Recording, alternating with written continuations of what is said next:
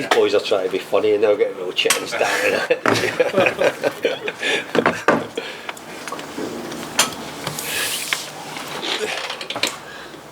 Okay guys, we'll start as usual with broadcasters and then we'll switch to print. Sky, if you want to kick us off.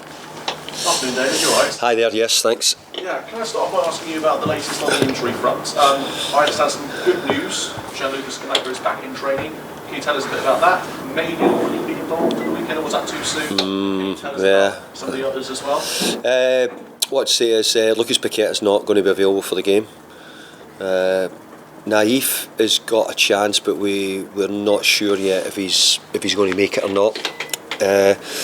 Look, it's great that Gianluca's back, but obviously he's nowhere near ready to play, nowhere near ready to be selected.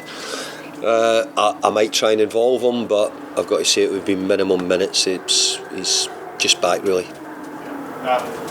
There was also a little bit of a cryptic message from Maxwell Cornet as well. Coming soon, he put on his social media. Yeah. How soon might that be? We're really looking forward to that. I've got to say, we're looking forward to getting him back. It seems a long time we've not had him, so probably I think we're due him back in next Monday, and whether that means training or whether that means that we've got periods of breaking him in and we'll certainly have to build him up to get him back ready to play. That's for sure. Great. Do you think it's a good time to be playing Tottenham at the moment? A couple of defeats away from home, Milan, the Leicester City game as well was a bit of a bruising one for Spurs. Giving you a bit of food for thought maybe as well? Well, I don't think there's ever a good time to play Tottenham because they've got a host of good players, really good team. So I couldn't put it down to any really good time. But obviously this is the time we've got the game and we have to play them. So we'll try and go into the game really positive. We'll try and show the form we're finding a little bit more now at the moment. So if we can do that, then we'll give them a good game. Obviously Antonio Conte's a big miss for them, and his health sort of puts things into perspective, doesn't it, as well, I suppose? Well, I'm more thinking about Antonio, that he looks after himself and he's right to do so. But yeah, he'd be a big miss for any club, Antonio, because he's a top manager. He's had a lot of success wherever he's been. Puts big demands on his teams and his players, and he works them really well. So he'll be a miss, obviously, but they've got a really good group of players at Tottenham, and I'm sure they'll get on with the job. Have you enjoyed the battles with him in the matches you've got against him in the past, Antonio? I've enjoyed managing against him. He's had very good teams, I've got to say, over many years, and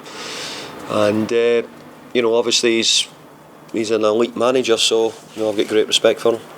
And specifically with Tottenham, obviously their danger player is Harry Kane. Have you got anything planned to try and negate? No, I've tried a lot of times to try and negate him, I've got to say.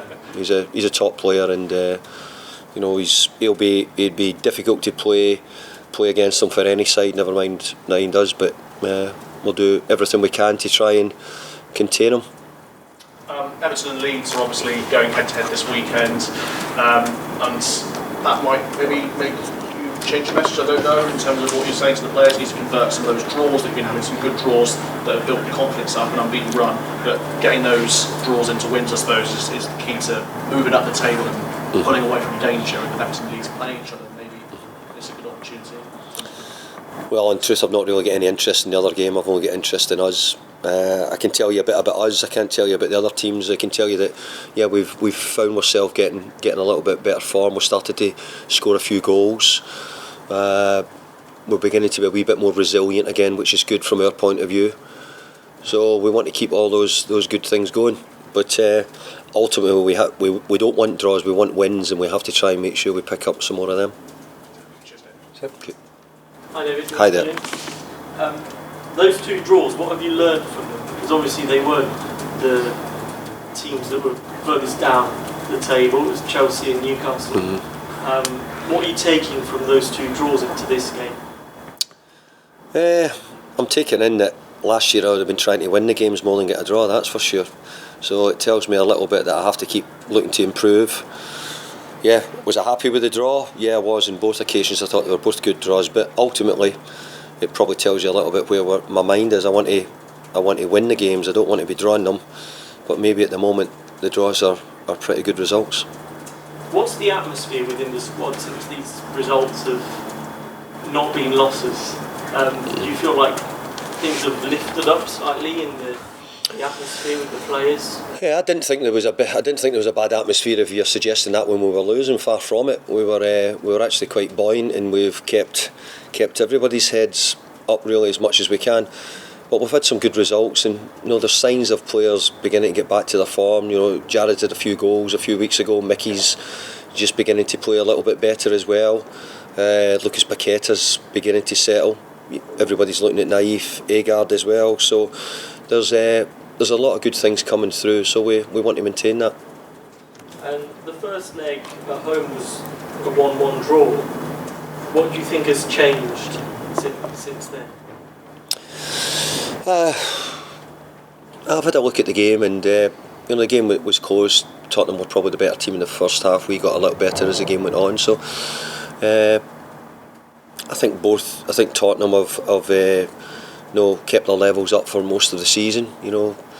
We've maybe not reached where we think we want to be. So it gives us something to go for. We've got room to improve, and we want to keep doing that. Final one from me. Danny Ings has been coming on as a sub. Yeah. How are things going with him? Is he going to be a regular starter in the near future? We hope so. Yeah, that's the plan. We brought him here to get some goals, but we just need to make sure that we bring him back. He's had a knee injury, so we're sort of looking after him as best we can as well. So we're looking forward to getting him in and him giving us the goals. Heather? Hello, David. You must have thought during the Chelsea game, you're seeing Paqueta pick up an injury, Agad, as you say, you must wonder, how bad your luck is, apart from anything else, that you have more injuries to deal with. Yeah, it's not been great news getting boys injured. So, but it's part of the game. And if we look back over the last 2 or 3 years, and I sometimes talk about that when things aren't going, we had a brilliant injury record over the last 2 or 3 years. Very few people out injured. It's only really since we come back this season. Now, whether that's because of 60 odd games last year, the same the year before, whether that's got something to do with it, I couldn't be sure. Whether it's just that we've been a bit unlucky, as you said there, with injuries, but it's certainly more to do with the new players not getting over a period where Paqueta was out. He got a shoulder injury against Southampton with his collarbone. He got something with his shoulder, the same shoulder. As we told you, Agard did get injured at the start of the season. We've missed Kurt Zouma for a chunk of it. We were without Craig Dawson at the start of the season. So we've had a really difficult period with injuries. But it's the same. Tottenham have got injuries as well, haven't they? So it's the same for all clubs, and we're not on our own.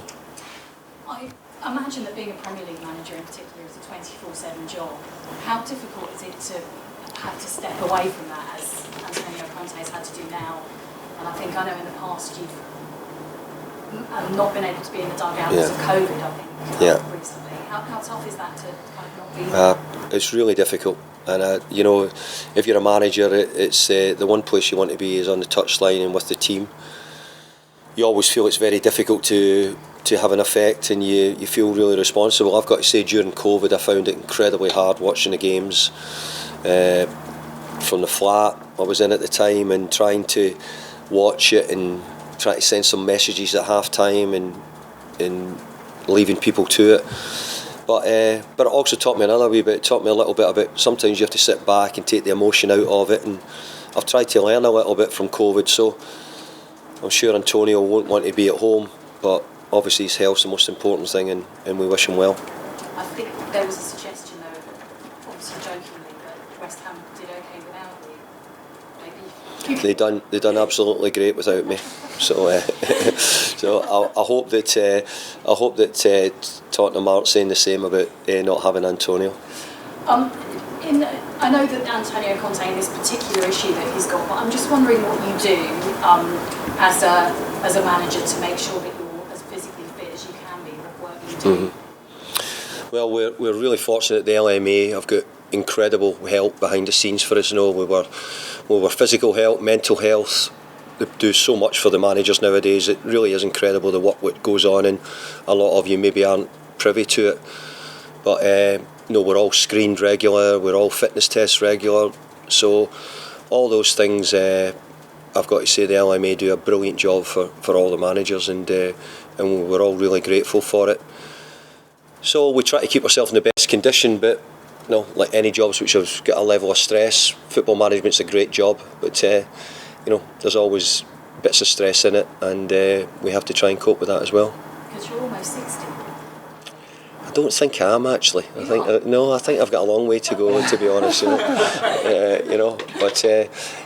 But hey, I feel good. But like you're saying, the big point is that everybody, whether it be football managers, whether it be MD, we've all got to look after our health. And I've got to say, thankfully, we have great support, really good doctors here at West Ham as well.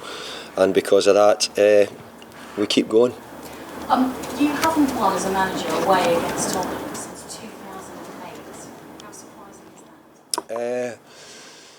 I've got quite a few records like that, if you want to know, which I'd like to get rid of, I've got to say. But it's always going to change. There's always, hopefully the next game's the one we do it. And I do remember winning at Tottenham. I remember how important it was to me. So I hope that I can do it again.